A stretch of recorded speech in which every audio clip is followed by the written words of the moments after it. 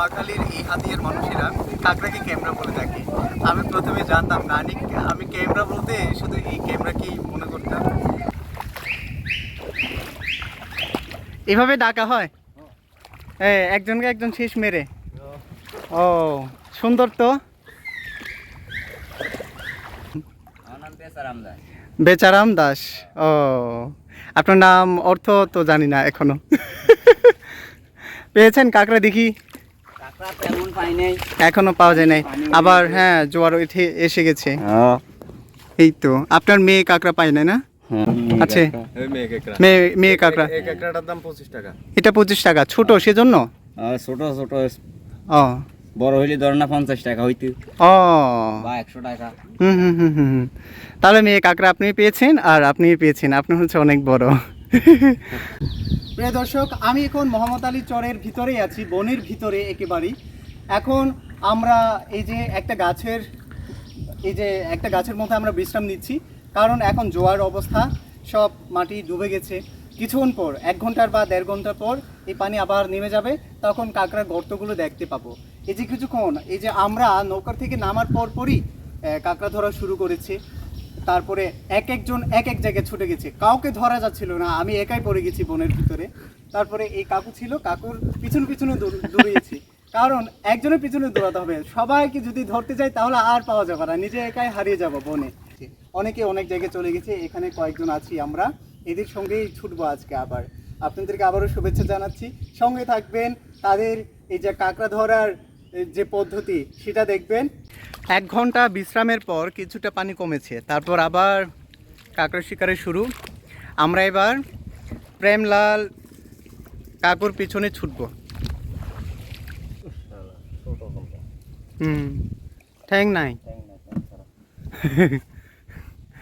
দূরে দেখতে পাচ্ছি বড় বড় মহিষগুলো পানিতে ডুবে আছে।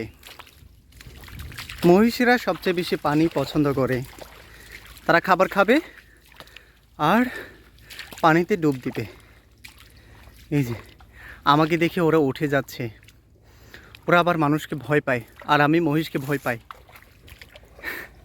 যদি একবার গোতা মারে শেষ, শিং ঢুকবে। এই যে আমার দিকে তাকাচ্ছে, খুব ভয়ঙ্কর চোখে আসছে আমার দিকে। এই যে জোয়ারের কারণে ছোট কাঁকড়াগুলো সব উঠে গেছে, মানুষ আসলে আবার নেমে যায় পানিতে। আমি একে ধরবো। এই যে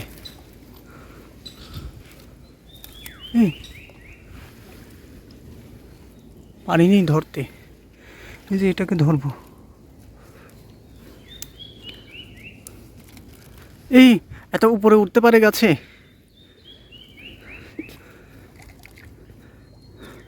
এটার দিকে অনেক উপরে উঠতে পারে। এই যে গাছের উপর কত উপরে,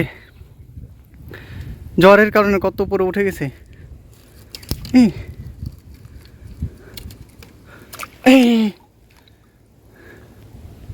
আপনার কতটুকু হয়েছে দেখেন না? পেয়েছেন তো মোটামুটি বড় বড় না? ওই দিকে গেছিলেন না আপনি?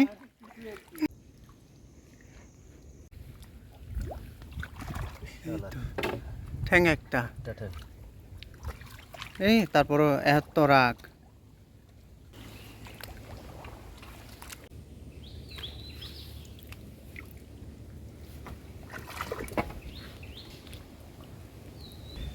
আপনি কত বছর ধরে কাঁকড়া ধরেন? 15-16 বছর, মানে ছোটবেলা থেকে? সবাই আস্তে আস্তে চলে যাচ্ছে কেন? কি হয়েছে? কি সমস্যা হয়েছে? সবাই সামনে আর যাচ্ছে না, জানি না কি সমস্যা, আমি নিজেও জানি না। সবাই হাত দিয়ে দেখাচ্ছে, চলে যেতে বলছে, চুপচুপ করে চলে যাচ্ছে।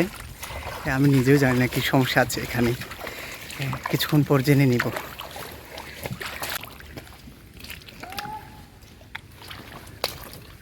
ওখান থেকে শব্দ আসছে, সেজন্য সবাই পালাচ্ছে।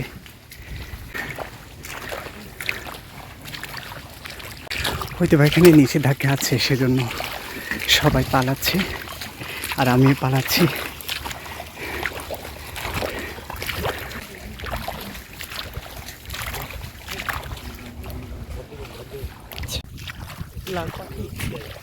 হ্যাঁ, ধরতে দেয় না না রে। এখন আমরা সীমানা অতিক্রম করেছি, সেজন্য ওখান থেকে শব্দ আসছে, মানে আর ধরতে পারবে না এখানে। তবে মানুষ দেখেই না, আমরা পালিয়ে এসেছি, সবাই মাঠের দিকে পালিয়ে এসেছি। এখানে আমরা দুইজন, তো বাকিরা হচ্ছে অন্য সাইডে দৌড়াচ্ছে নিজের মতো করে, যে যার মতো দৌড়াতে পারে যেন ধরতে না পায়। ওদেরকে দেখা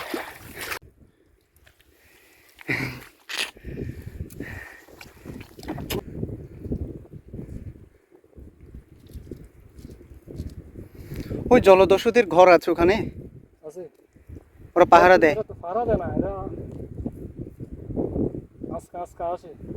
ও, পারলে ধরে মারবে।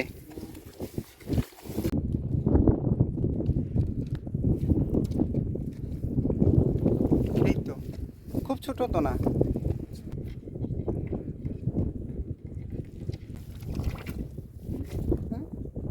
একটা ঠ্যাং,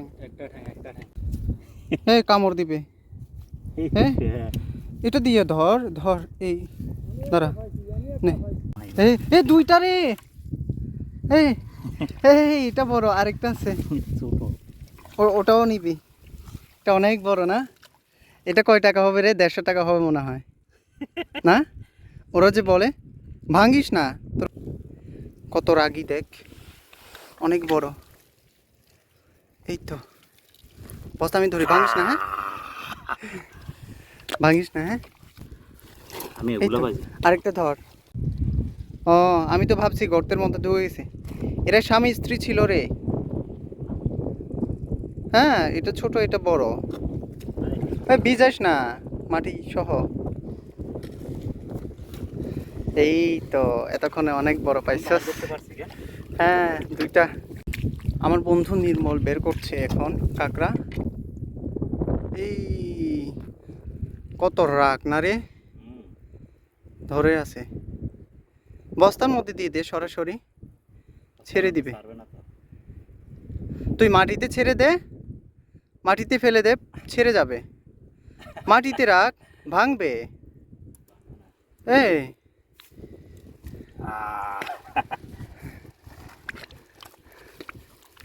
মাছ মাছ মাছ মাছ মাছ, বড় মাছ, মেঘনা নদীর বড় মাছ।